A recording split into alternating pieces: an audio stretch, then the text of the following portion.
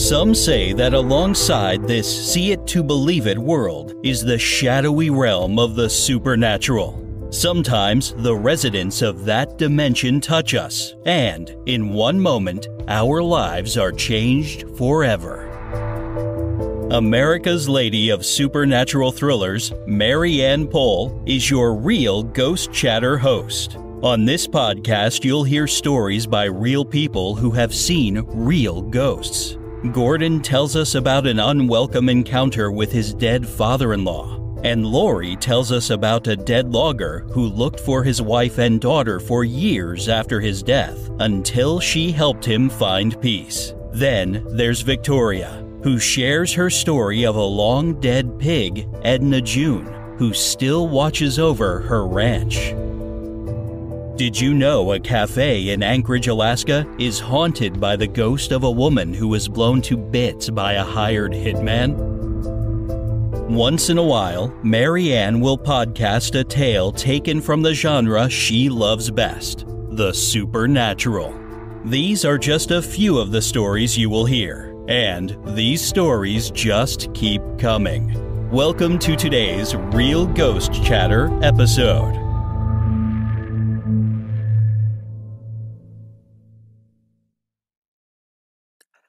Have you heard about Anchor? If you haven't, I'm here to tell you it's the easiest way to make a podcast. Let me explain.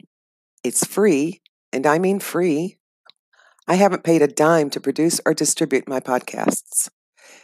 There's a creation tool that allows you to record and edit your podcast right from your phone or computer. How easy is that?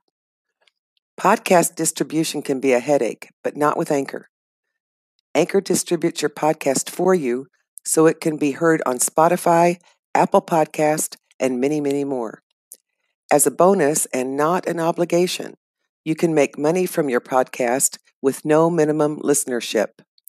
Anchor has everything you need to make a podcast in one place. Download the free Anchor app or go to anchor.fm to get started.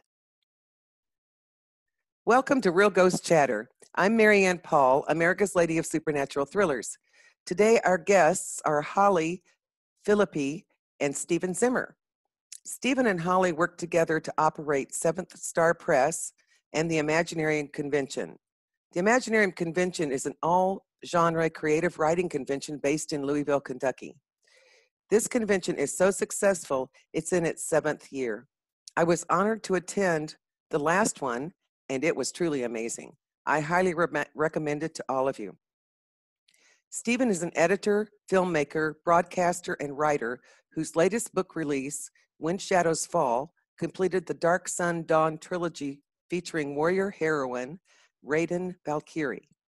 Holly is the founder of Holistic Holly's Healing Helpers and has developed a full line of natural, essential oils-based skincare and health products. They both live in Lexington, Kentucky with 2 fiery young tuxedo cats named Victoria and Albert. Holly and Stephen, I want to welcome you to Real Ghost Chatter. I know you both have many experiences, and I'm really looking forward to talking to you about it. So Holly, I think you might have even more than Stephen's had from what we've talked about. So are you willing to tell your story and your first experience or any experiences that you've had? And then tell me how old you were when you first had them and where you were. Okay.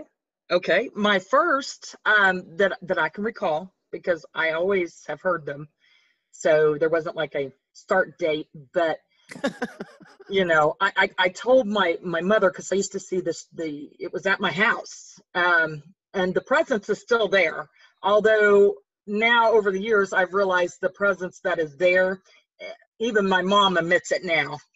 They call him George, but George likes to play pranks. He hides stuff on her, and then she'll find it like laying on the table days later.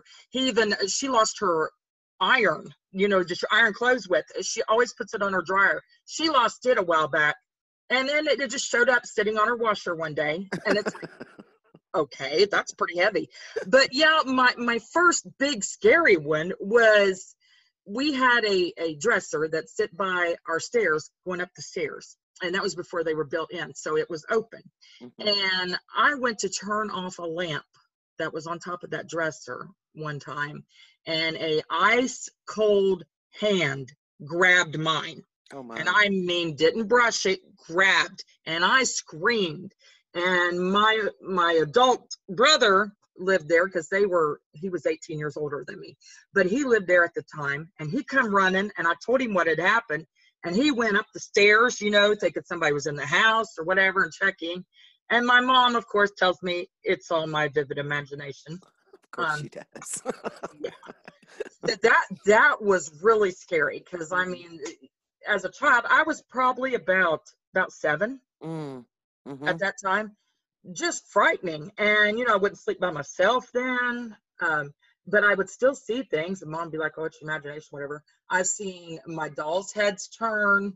I had this one doll, and I finally made her get rid of it. I was probably about 9 when she finally got rid of it, but its head would turn. It would turn. Oh, God, that is just horrible. Many times. Living in a horror movie, girl. Well, it was. And, Mom was always like, oh, you're imagining. You're right. Well, then I'll tell you when she started believing. Skip a bunch of years ahead. I was probably about 11, 12. She happened to sleep upstairs with me that night when I had twin beds, and she had slept upstairs with me that night. I don't even remember why, but she was up there and coming up our stairs, and nobody else would have been coming up the stairs because Dad was at work and my brother was at work. Nobody should have been up the stairs. Every single stair from the bottom to the top, you heard a creak, creak, creak, creak, creak, all the way up.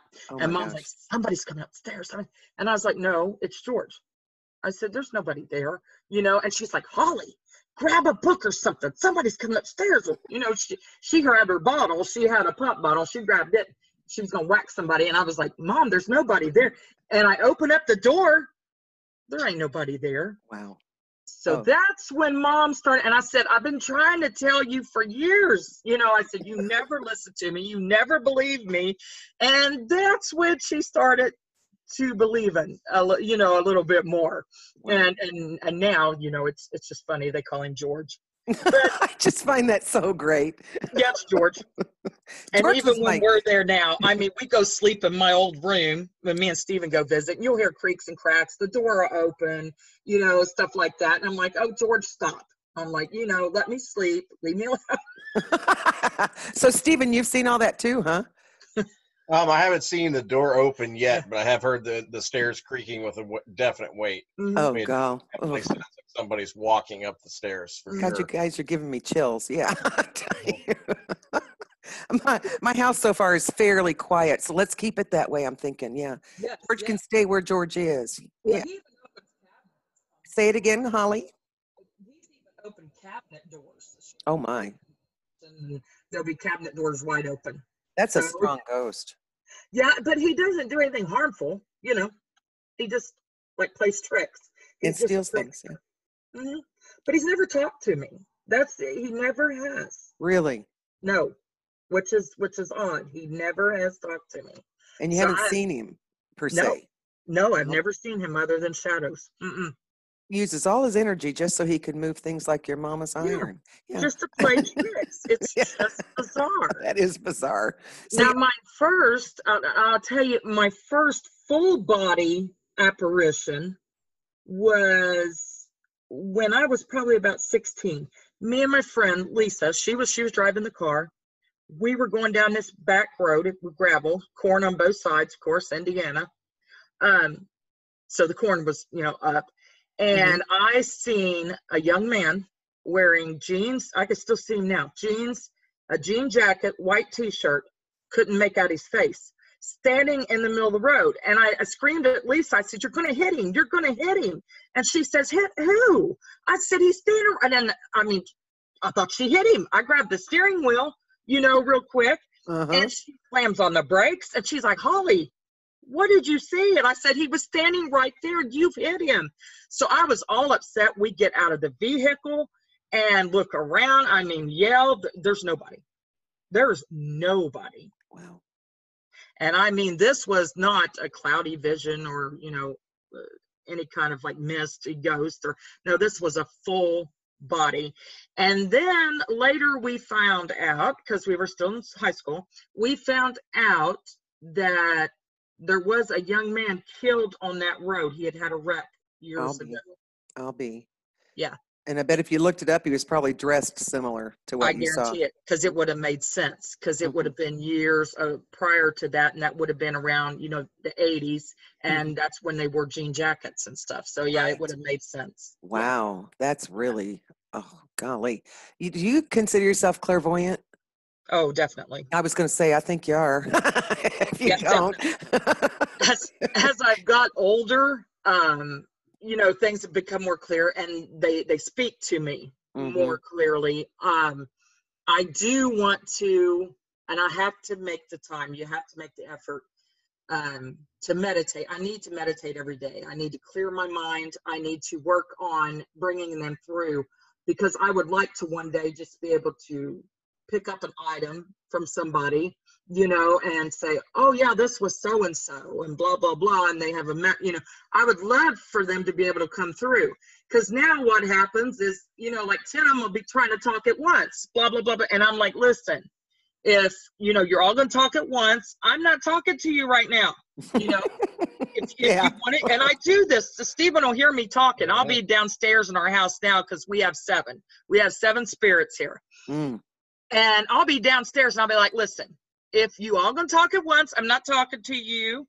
If one of you want to come through, I will speak to you, you know. But I'll go downstairs and I'll be like, do not be bothering me. Do not be pinching me. Because when I first moved in this house, I got pinched. I got pushed. I got my hair pulled. I mean, it just weird things. People would open up cabinets. Glasses would fall out. I don't know how many glasses we ended up breaking. It was ridiculous. But they finally settled down, because I'm like, listen, either you go or you leave me alone. You know, I'm like, you can stay here, because there's no malevolent presence, you know, around that I feel now. We do want to hear that, because I know you may have Stephen has experienced some prior to me moving here. The only malevolent thing that happened was, this has been probably about 6 months now, Stephen. I was asleep one night, and I've only experienced sleep paralysis maybe one other time in my life. But I was asleep, sound asleep. I was laying on my side towards Stephen, so my back was toward the edge of the bed. And I was asleep, I thought. And then I got woke up because somebody was poking me hard in the shoulder. Poke, poke, poke, poke, poke, poke. I was completely paralyzed. I could not move a muscle.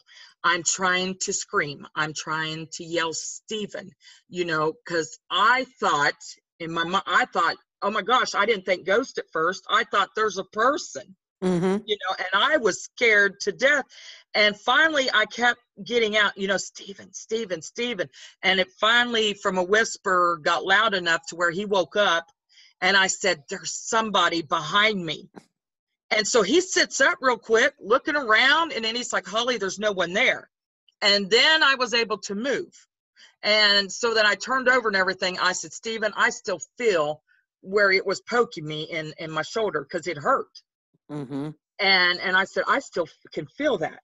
I said, I was getting poked in the shoulder. Yeah, that was bizarre. I do not ever want that to happen again. Oh, no. Paralysis is ridiculous. I mean, that is terrifying. It is terrifying. I've heard that account when I've watched some of the shows that I've watched, and it's the same account that you just gave. Really? Where you're completely paralyzed and you cannot move, and you are awake. And now sometimes they're poked, or sometimes people are pressured like something's laying on them. Right. But yours sounds exactly like what I've heard, and that is a terrifying thought. Oh, an experience. Yeah, because you really think somebody's there. I mean, it's so hard. Yep, that's what I've heard. It wasn't a person, but I was wide awake. I mean, my eyes were open. Right. I was staring at Stephen, you know. Right. Oh, God, Holly, I'm glad you're okay, because a lot of people aren't too okay after those kinds of experiences, you know. But it hasn't happened since. But I did warn Stephen. I've lived here now for, 4.5 years? Mm-hmm. And I warned Stephen before I moved in, because I've had these experiences. And, I've always had spirits around me because they know I could see them and hear them, and they want to talk. Mm-hmm. And I've had many, tell me stories and different things, and it turned out to be true, or they want me to tell people. That's the big one. They'll talk to me wanting me to tell relatives that, they're okay, or, other things. Mm-hmm. And before I moved in here, I warned Stephen, I said, you are going to start hearing things.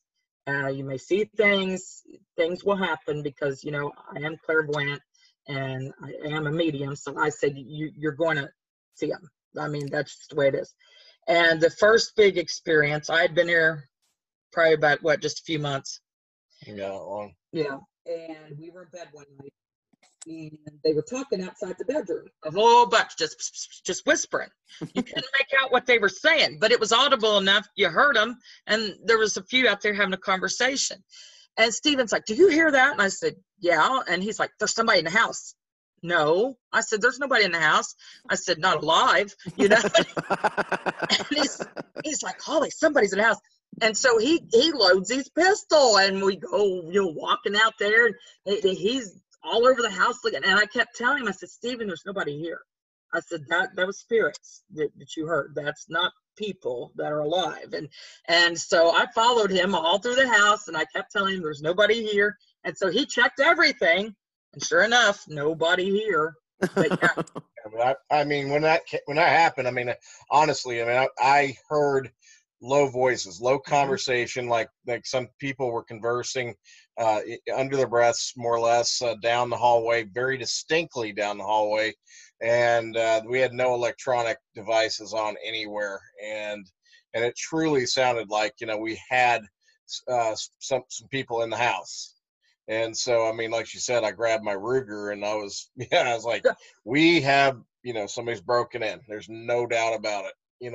Wow. And it's that's how clear it was. It wasn't a figment of the imagination. It was very distinct, very clear voices in the hallway. And wow. and it's even had a definite sense of where they were and everything. And so I thought we had a break-in going on. Wow. Well, they were sure. I guess they were awful polite if they were whispering. Yeah, like real low voices. I mean, right below, Wow. right above a whisper. Like they're Yes. Could you make out anything they were saying, or just hear the tones? Just hear tones. Oh wow. Yeah. But that happens a lot, and every once in a while, that's what I'll walk in the house and somebody will say, "Holly," or I was talking about this earlier. Or say, "Shh." I get a lot of that, or whistle, or something like that. Sometimes Stephen hears it also, and sometimes he don't, because I'll be like, "Did you hear that?" And he's like, "Yeah," or "No." And I always love it when he says yeah, because I'm like, yes, I have validation. Well, no kidding. That's how I feel if I've had, as I told you, if I had those experiences. It's like and somebody's sitting right next to me, and they don't hear a thing. That's what I said. Sometimes they do, sometimes they don't. Oh, I know. And then they look at you like, what?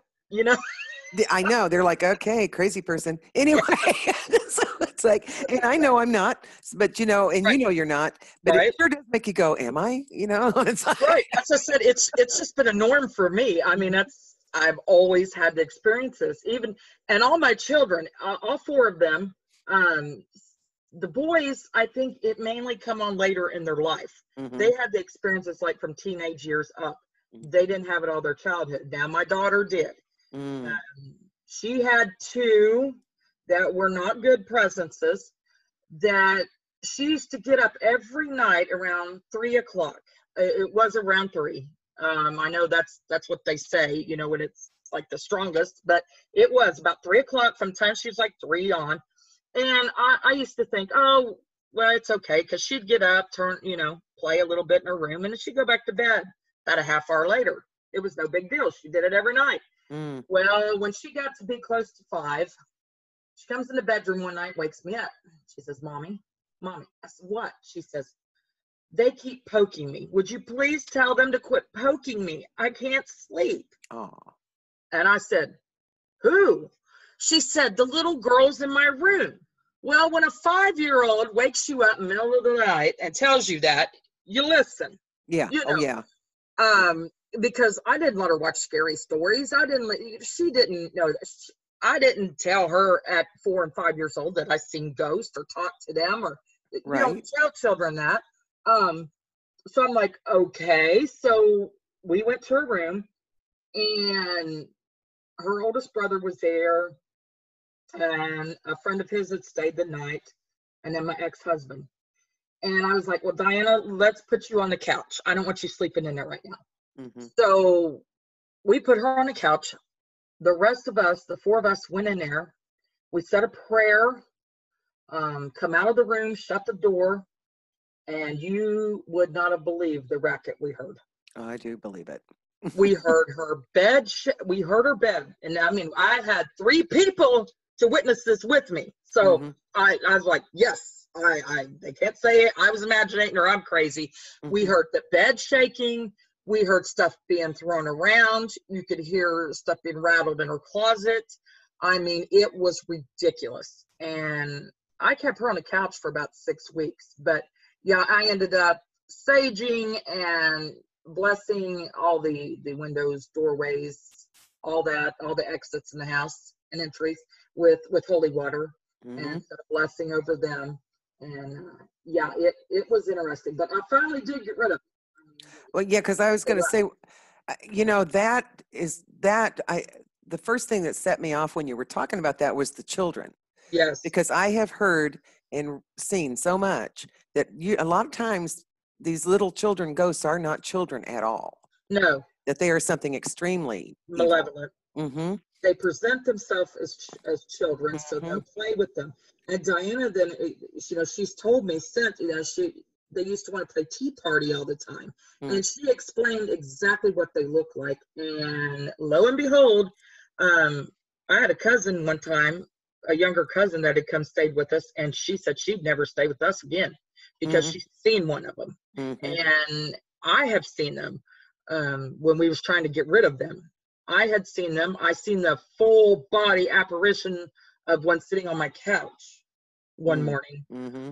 And it's exact look and everything in their clothes, everything that she described, that Diana described. So when people say, I'm not real big on imaginary friends. When children have imaginary friends, that is a red flag to me. And I question that. I really do. I think that's a good warning for you to put out here, because Yeah. I don't believe it is an imaginary friend either. Right. I don't think it's just somebody that's come out of this kid's brain. No. I think it's a real thing that nobody else can see. And it may not be something good, as you just described, and usually it isn't. Getting rid of them isn't easy. No, it's not. It took us quite a while. I was going to say, you must have had to work really hard to do it. And Yes. I'm proud of you, because a lot of people are so afraid they can't do it, Well, and that's what I tell Steve. He knows I don't put up with malevolent spirits. They make me mad. It makes me angry. If I'm in the presence, I can walk in somewhere and I feel them, and I immediately get angered. I get angry. Mm-hmm. And I don't have any fear of them. I tell them, leave. And there is power. I know not everybody is a Christian, but there's power in the name of Jesus. Oh, there is. That's a given. You know that. They have no power over that name. And if you cast them out in the name of Jesus, they have to leave. I agree. I agree. And they will fight, though, if a person doesn't cast them out and believe they're doing it in the name of Jesus. That would be the other issue. It's That's like you know what you're doing. You know the power in the name. You have to know that before you do it. That's exactly right. And but if you do, yeah, I agree, because I've had that experience where I've had to do it for a friend of mine. Right. And at that point, I was kind of a nervous young Christian. And literally, I walked into a room and that the heavy thing hit my chest, and and I remember thinking, oh my gosh, and praying exactly, not in my power, but in His. Get out of here. That's right. And because we don't have the power. No, the power is in the name of Jesus. It is, and power is in the when I sage. Not being afraid. Right. That's what I mean. It's like, because I had a really good psychic friend once tell me, who was helping me. I was getting attacked. literally something trying to get in my body. Right. And she, I've had that. and the fear this was when I was in my 20s, and the fear was just I was in terror at that point. Mm-hmm. And she explained to me very quickly, you cannot be afraid, you have got to be mad. Yes, that's it. Anchor. And that is exactly what she Yes. told me. And she's Yes. had to deal with those. She had dealt with those things a lot. And she was right. You have to get mad and not be afraid, because what they want is that fear. That's it. They feed on fear. They do. Yeah. And I've had, those experiences when I was younger and more naive and didn't know what I was doing. Well, yeah. And I've had those experiences where they tried to get in, and Mm-hmm. it's terrifying, Oh, it's horribly terrifying. Yeah. It is. But that now one, I'm just like, name of Jesus. Be gone. And I was young and stupid back then. And literally this tried in the middle of the night. I sat up straight because it was trying to get in while I was asleep. Yep. And that's when, of course, things we're going to try to do. They love to attack when you're trying to sleep, Yeah, they do. Yeah. So, Stephen, how do you feel about all this conversation? You're just being so good and quiet.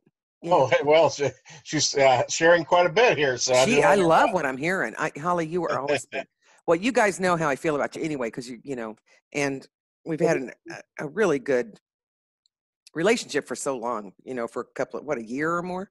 And it is, so when I got to find out that you had these experiences and got to interview you both, I got really excited. Because you were I know you people personally, and I know who you are, and I know neither of you are lying type people, and you're both very logical, actually. So that crack crazy, but yeah. Well, before Stephen tells about what was here before me, I got one more I'll share. Cool. The fact that this was probably about, was it last year? Middle of last year, when your grandma got a hold of me. I think it was last year. I was laying here in bed one night. Stephen was on his phone. I was laying here, not thinking a thing. And all at once, his grandmother, which I didn't know was his grandmother at the time, pops these images into my head. So I see this young lady just having a ball, dancing a jig to this big band music and just swinging around. And she wanted me to know that, she said, tell Stephen that I'm okay and I'm in a good place and that I'm happy. And then she showed me, she skipped to, I got pictures, in my brain. She skipped to when she was older. And she was holding this basset hound. And she said, he is with me and all this. And I explained to Stephen, I said, Stephen, and I said, you're going to think I'm, off again. But I said, do you know anybody that would fit this description? And I explained to him what she did at first as a young adult, and then what she showed me when she was older, and, the color of the basset hound, the way he looked, the way he's presented, what she was wearing, and all this in both times. And he's like, he looked at me weird, and he says, that's my grandmother. And I said, oh, well, I said, well, she wanted you to know she's okay, and that she's happy and she's in a good place. And it was just such an uplifting message. But that's what happens. I mean, I'll just be not even thinking about anything. I'll go into grocery stores and, I'll see loved ones and, guardians following other people. And I'll tell Stephen, oh, so-and-so, that person there, their brother's following them, or their grandparent, a spirit. I mean, I see it all the time. And wow. Such as things like that. Oh, and one more, and then I'll hush. I just love you. You're so interesting, Holly. it's just, well, I like people to hear it. It does happen. It does. Yeah. We're not crazy. But my grandfather had been gone for about 10 years.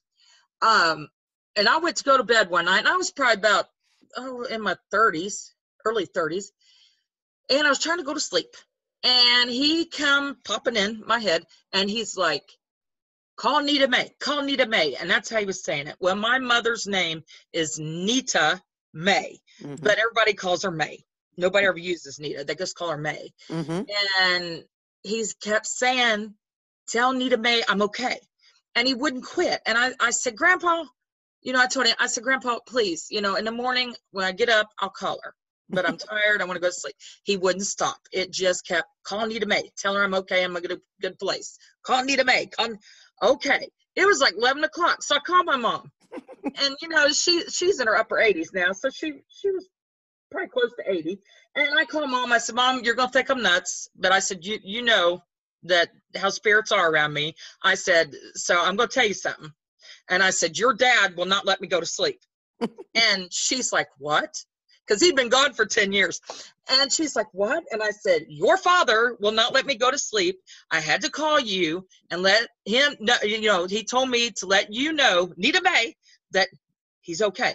And I said, that's how he said it. Tell Nita Mae. And she says, what? And she started crying. She said that's all he ever called her was Nita Mae, one word. I didn't know that. Oh, I didn't know that. oh, that's so cool. So she said, yeah, growing up. And so she cried. And it made her feel so good. And she's like, I'm so glad, you know, that he's okay. And it really touched her. Aw. But yeah, it was validating, you know, for her. Yes, definitely. Very. And then, golly.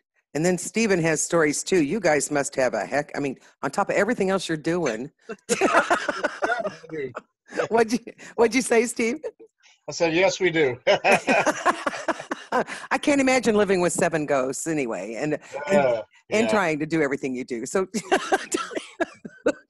I mean, your house needs to be investigated. Actually, well, I live here with them. So, I can't hear. Holly, come back. We actually at night, our kitties, we always make sure we put our kitties in a room with us and shut the door, because they go crazy at night if we don't, because cats see them. You know, they do. You know, they're not closed-minded as humans are, so they're very clairvoyant. They react. Yes, they do. Animals do react. Yeah. Dogs and cats, by the way. Yeah. Yes. They get all crazy, so and scared. So we actually put them in here, and they sleep on the bed with us. We keep the bedroom door shut. I think that's a good idea. Yeah, that's because you don't want scared cats. I mean, really. No. You know, and that kind of stuff can terrify them. It can, and it gets really active here late at night. That sounds about right for most places that have hauntings. Yeah. And everybody that stays. I mean, my kids and friends of ours, and they all had experiences. They've had their hair. The bars gets his feet. He gets his feet tugged on, and he don't care. He's like, I know they're going to do it, but he always gets his feet tugged on. Oh, geez, poor guy. Do you get your feet tugged on, Stephen? Nope. No, I'm not either. I stay anchored down here. I'm glad you haven't had your feet tugged. You got poked enough, Holly. Yeah. You don't need any tuggings. And your hair. And what happened before I come? Well, my family has always been usually through the female side, and extraordinary things like my great grandmother was really, really close to my grandmother. She always told her, you know, I'll give you a sign that I'm okay. Don't worry, I will give you a sign. She promised her. And so they had a clock that was her favorite, and she kept it as a beautiful, like tall, one of those tall, fancy clocks, I guess. Exact term is grandfather clock. Yeah. And it hadn't worked for years, mechanically just out of it. You know, hasn't worked for years. Wasn't, you know, it was just an ornamental at that point. And when she passed away, the night before her funeral, it started chiming and then it ran all the way up until noon on the day of her funeral, and then it stopped.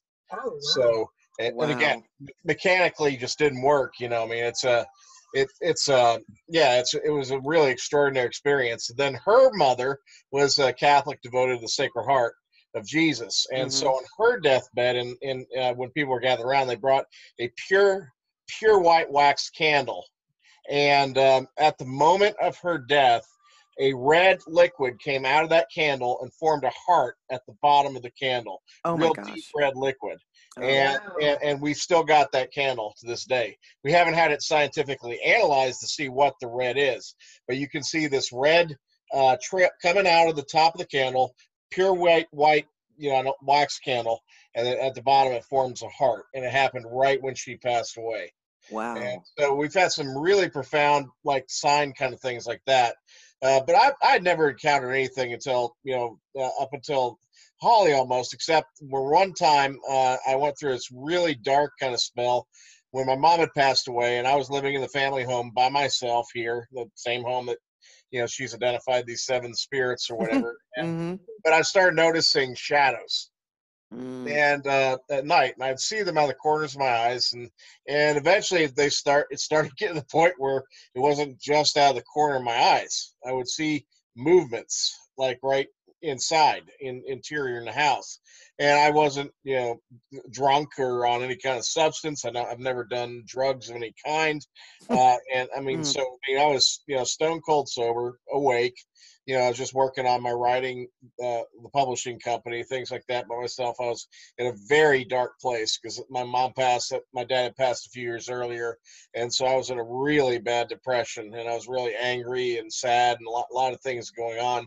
And then so this dark, shadowy kind of experiences started manifesting, even to the point where one night I was just sitting in the office working, and I could hear this big, heavy kind of footstep presence coming up the stairs, and actually see the darkening of something coming right to the door of the office, and Mm. you could see the light change with the footsteps. And Mm-hmm. it was big, whatever it was very big. And I say that because later I actually went out into the living room one night, and I stopped because I actually saw a large, kind of humanoidish kind of shadow shape that was almost as tall as the ceiling, and it just floored me. I mean, because I'd never seen anything like that. It was not distinct, but you could see the kind of the outlines of a head, a torso, big torso, the body, that kind of thing. But it was pure black. I mean, it was a Mm-hmm. shadow, It and wasn't a nice thing then. no, and They and aren't so shadow figures, and aren't so I nice. got tired one night, and I yelled at him once. And I was like, "All right," I said, you want to have some fun?" And I said, "I'll give you some fun." I love heavy metal, so I went back to my stereo and I cranked up some of the most aggressive heavy metal I could find, full blast, and all of a sudden in my room, and all of a sudden things went flying in the kitchen at the other end of the house. I mean, Wow. things were thrown around the kitchen. They were scattered all around, like taken out of drawers, things like that. and Mm-hmm. and so whatever it was not a happy camper. And then I had a medium friend that came to visit me from North Carolina, and I didn't talk to her a whole lot about it, but she went in the house, and when she came on the back deck, she was shaken, and she said there's something really bad in there. And she was telling me about it and what she had seen. She saw it more clearly. She described it as a very almost like Joker-esque kind of countenance, really Uh-huh. toothy, big mouth, kind of really macabre kind of looking being. Mm-hmm. It was so she didn't see it in a shadow form. She saw it some other way, and she told me that it was a really very dark energy kind of thing. I called it demon. She called it dark energy entity. Just something like that. And Just pick one. Yeah, they're both yeah, the same. yeah, and so yeah, I went through a lot of this, and I'd come out of sleep, and I'd see, and the one that really kind of knocked me over the edge is when I kind of opened my eyes, kind of cleared them, and I noticed that there were small, like almost like rat-sized things, kind of crawling around, and then I saw the big thing again. So there's like a big thing, and then there was a few of these like smaller, kind of like rat-sized kind of things, kind of crawling around near me, and I was like, what the, and so at that point, I was like, I went to see, a friend of mine was a priest that had connections with, he'd actually studied under the top exorcist in the Diocese of Chicago. Mm-hmm. And so I asked him advice and others, and they said it's basically how he describes it, he said I was bleeding from in a spiritual sense because I was so depressed, so Yep. angry, and he said it's like blood in the water to a shark. Yeah. He said it'll attract these kind of things to you because it's they're drawn to that kind of anger and fear and things like that. And so he said just do your best to kind of anchor yourself and steady yourself interiorly, and and things with prayer and things like that. That's the only way that it finally stopped, was when I Mm-hmm. finally got equilibrium or stabilized myself inside. Then it for whatever reason, it stopped. I didn't have any big showdown, but those phenomena stopped when I kind of got a little more calm inside. That's a And good story, Stephen. that It was, really is. and Frightening. yeah, and that was the big thing that I went through, and until the Voices night with Holly, and that was definitely that was a little rattling because I thought I was dealing with a multiple person break-in, you know. Yeah, that rattles anybody, Stephen. Well, when you talked about that, Yeah. you know, Holly's kind of garbled for some reason. I'm back. Oh, there you go. Go ahead. What were you saying, Holly? I said Stevens learned that, I don't put up with the malevolent spirits. I tell them, you can't stay. If you stay, you're going to be good. So there's nothing bad, but Steven always gets fearful when something major does happen because he had it bad before I Yes. come. He had something really evil that was hanging around, and he's always, fearful. Oh gosh, it's going to come back. But no, Well, I understand it won't come back as long as and right. if it does, you can get rid of it. But Get rid of it. Stephen was talking about where the dark place he was in. This is where what happened Yep. to me, because I got to the man I was falling in love with died suddenly, and it put me into a real dark spot. And this was way back when. And Stephen, that's what happened to me. Things started coming off the walls. And then, Holly, I told you that's when that thing tried to get in. And it's like when we get to that point where we are fearful and sad and broken in a sense, it's like that's when it just like that analogy of a shark and and blood in the water. That's true. And so I don't think it's going to come back. I think it's gone, but it sure tried, if it could have made Stephen, if it could have made you any scared, or it could have sure tried to really work on you, Well, you could have even, then you may have been dealing with a possession. Yes, and you weren't, which is, well, and there's the protection of God. So Well, here's the interesting thing. The only place in the house that it wouldn't go was my parents' former bedroom where I set up camp, and that's where I was going to sleep for a while. And I would notice that there was like an amorphous little whitish kind of orby kind of thing that I'd kind of see sometimes in here during that same period, but I never felt a sense of threat from it. But I also noticed that whatever the shadow thing was, it would never come back to the same room. That was one of the only areas of the house where I never would see shadows. Wow, interesting. And so there was a safe zone in the house that kept me, at least I could get sleep at night. Wow, I shut the door, of course, to the bedroom because I did not want to deal with looking at shadows. But it was, No. yeah, there was something else during that period that was kind of odd that I noticed, and then noticed that was the correlation. That it would not, the two would not mix. So I don't know how to explain that. Yeah. That's amazing. That is so cool. I would love to go on and on, and we can, but I think we're going to have to stop soon. So I think we're going to, God, Stephen, that you guys in Holly, your stories are just amazing. Yeah, that's what I went through when I was stone cold sober. Yeah, I know, and that's what I was too. By the way, when I went through what I went through. Yeah, there was no delirium, no nothing. No, nothing. Nothing that happened. Yeah. Yeah, that is amazing, Stephen. It really is, and that Holly moved in and she can take care of so much of this stuff is good. Right, and we do shut this door every night because the kitties and stuff. But there is one of our spirits is a little boy, and he tends to follow me around. And at night, he's really active upstairs, and he peeks around. You'll see the shadow of him peek around the corner. If you keep the door open a little bit, we're watching TV or whatever, you see him peek. He peeks around all the time.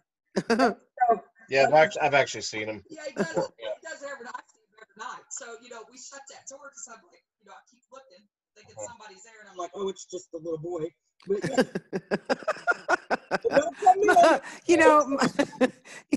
to most people, these experiences would have sent them over the edge. And what's really fun with you guys is that it's just like, oh, it's it's Monday, it's another experience. That's it. The world is mysterious, and I'm always had an open mind. I'm not, I'm not going to say agree. it's not possible. Yeah. Oh no, me either. I know it's possible, and I know there's a realm beyond ours, and an invisible realm that touches us, and people that don't believe in that end up having an experience are all of a sudden believers, I have found. Yeah. So, Oh yeah. but I have just so enjoyed this day and this time with you both. We have too. And I just want to say, you know, now, even though we're ending the podcast, I really, again, want to thank you. And I want to, Stephen, if you're okay with this, Holly and Stephen, I want to put out your URLs for your websites right now. So if people would like to find out more about Seventh Star Press, they can go to seventhstarpress.com, which is SEVENTHSTARPRESS.com. Or if you want to find out more about the Imaginarium Convention, or if you want to attend it or be a guest, which I would really tell you you'd like to do, you want to go to entertheimaginarium.com, which is ENTERTHEIMAGINARIUM.com. Those are the two places that if you want to explore a publisher, they are really good publishing company. If you want to explore an amazing place for creatives, it's the Imaginarium this year. So, and I just want to say, if you enjoyed this podcast, I encourage anyone to share with others who would be interested, and I don't see how they couldn't be after hearing about Holly and Stephen. And to find out more about me, go to maryannpoll.com, MaryAnnPoll.com. Until next time, may the wind always be at your back, the sun on your face, and the good Lord walk beside you.